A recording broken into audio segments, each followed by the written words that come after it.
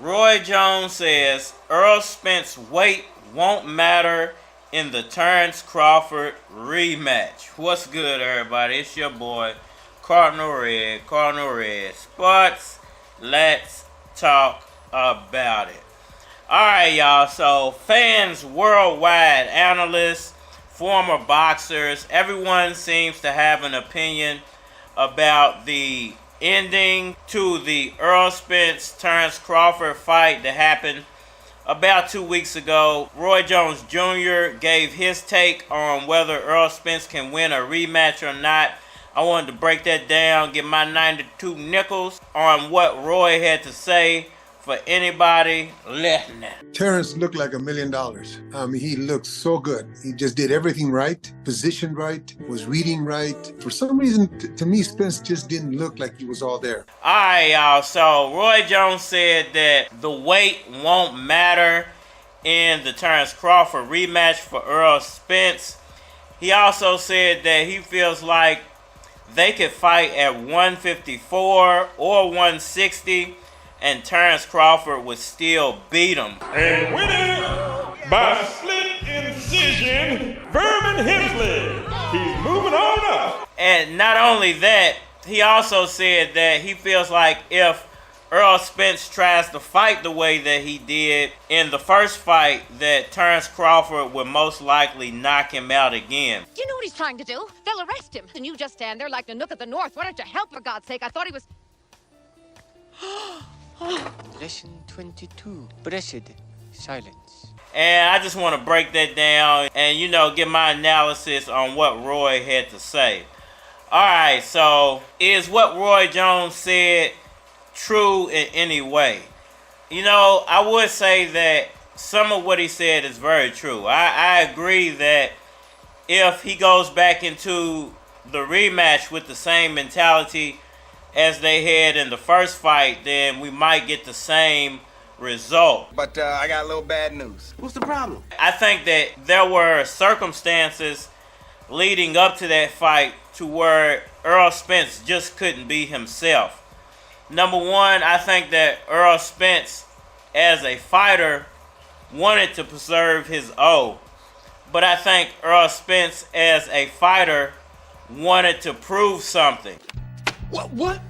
Are you calling me a punk pimp, man? It's time you and me get it on right now. Now, come on.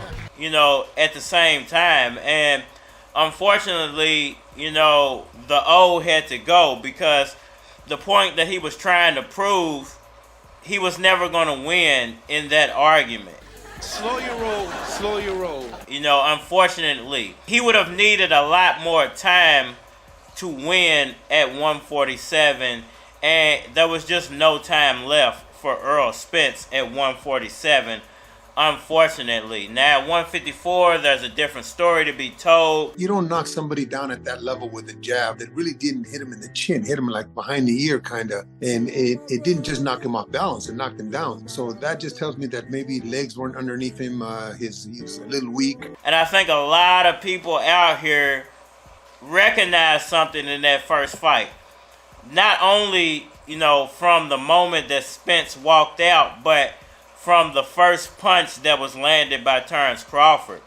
The first knockdown that was had by Terence Crawford. I think a lot of people in those moments realized that this is not the Errol Spence that we're used to. Spence just didn't look right to me, and he just couldn't catch up with the timing that Terence had at the beginning of the fight. And then as the fight went on, it was just too easy. There's something dangerously wrong with this guy.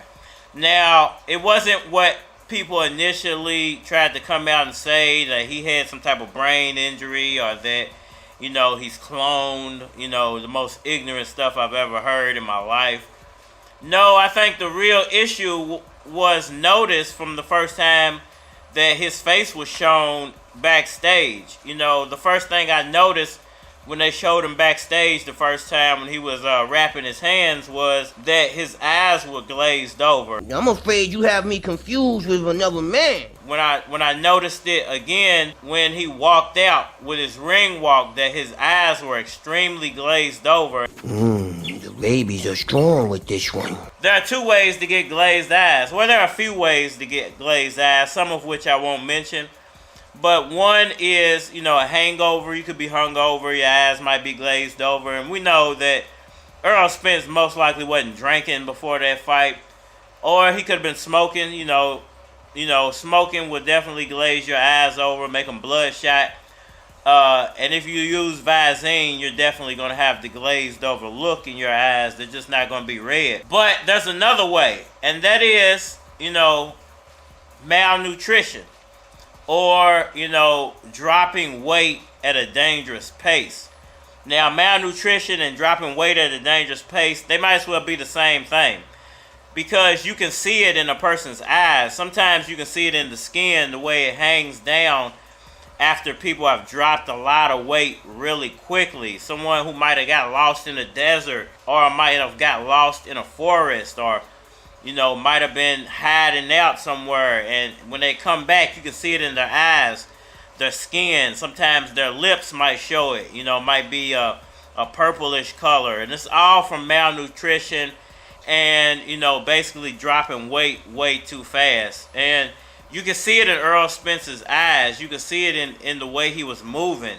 You can hear it almost in his voice, the way he was talking. And you can do that by winning a rap fight? So, to me, I think that Roy Jones has a slight point that if they approach it with that same mentality of dropping weight, then yeah, we might get the same result. But if they go into it with the build-up mentality, like they know a specific fight date, okay, we need to be this weight by this time. We need to be this weight by this time. We need to be this weight by this time. And they drop it gradually and, do a much better job of regulating Errol Spence's weight. I think you're going to see a different story with the same name on it.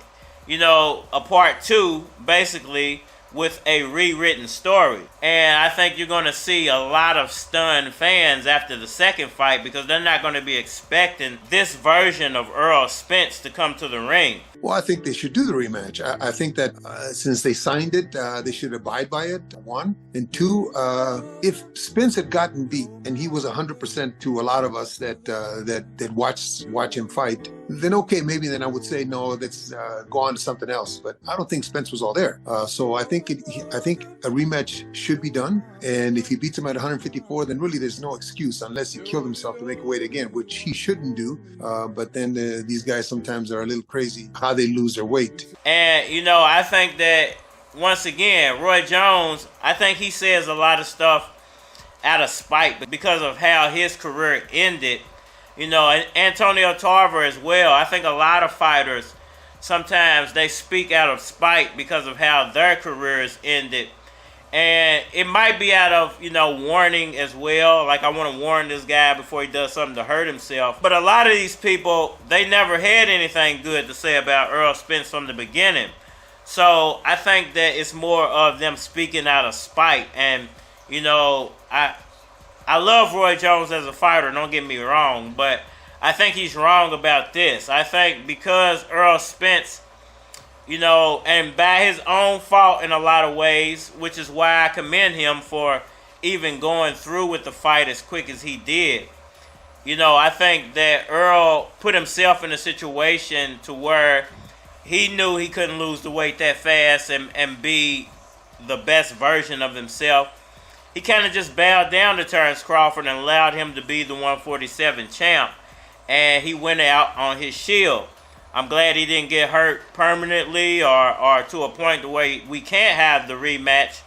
But I do feel like that he could have went about that a little bit different, if you ask me. Now, Roy Jones, once again, I think sometimes says stuff out of spite. But I do agree that if they approach it the exact same way as they approach the first one, the 154 fight will pretty much have the same outcome. But We can't sit here as boxing fans, coaches, analysts, content creators, and just say that there was nothing wrong with Errol Spence. Go back and watch that fight. You can see it written all over his face. The weight was a problem. It's gonna get worse if we don't get out of here. What'd you think going into the last round? I don't know, that I should have stayed in school or something. Do you think you have brain damage? I don't see any. Where is he? So lucky. What you did was a miracle. You're the luckiest man on the face of the earth. I want you to know that. Do I look lucky? Look, nobody goes the distance with me. Get up out of that chair, chump, and let's finish this fight right now. Bell nothing, man. I can beat that chump. I'll fight him any place. I said any place, any time, man. Can you hear? Said there weren't gonna be no rematch. Look, chump, any place, any time. Well, I'm officially retired now. Gave you a shot the first time. Now I'm ready to give you a second shot. I don't care what the hell them judges said. This is the man I want to fight. I'm gonna show you how lucky you are. You're gonna fight me again, chump. Come back here. Don't run out on me. I want to know what y'all think about all that down in the comment section below. That like button for me. Share. Subscribe. Holler at me on all social media platforms.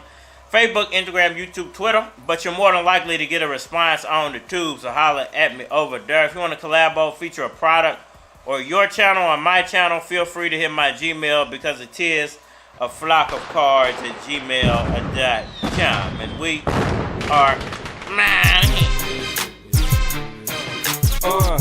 I drop CDs on the yearly. The chicks get live whenever they heard me. Some niggas I hate, some niggas I cheer me. I just wanna make sure you hear me clearly. That way I know you consider me one of the best rappers sincerely. Niggas wanna stunt like they don't fear me. On the microphone wishing that they could serve me. Trying to get in the way of my journey. That's how you end up on the gurney. It ain't about the money, then it don't concern me. I stay on the grind, nigga, I stay earning. I got a bottle full of Remy, plus I got a 50 Henny. The vodka got me in it, but tonight I got a limit. Right now we juicing gin and ain't no spending on no women. But I pass you a bottle if you tell me I can hit it. Pass the bottle, pass the bottle, pass the bottle, pass the bottle, pass the bottle, pass the bottle. I see a model, I'm about to holler. I stay smoking, choking, drinking, y'all stay moping, broken, hating. I stay smoking, choking, drinking, y'all stay moping, broken, hating. Now niggas say they seen it all, but they ain't seen death. It seems you want the ball, but you're more like referees. Broke niggas and you jerks especially. Think twice before you step to me.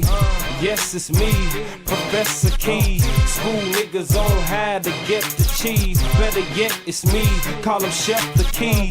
If you're trying to eat, got a recipe.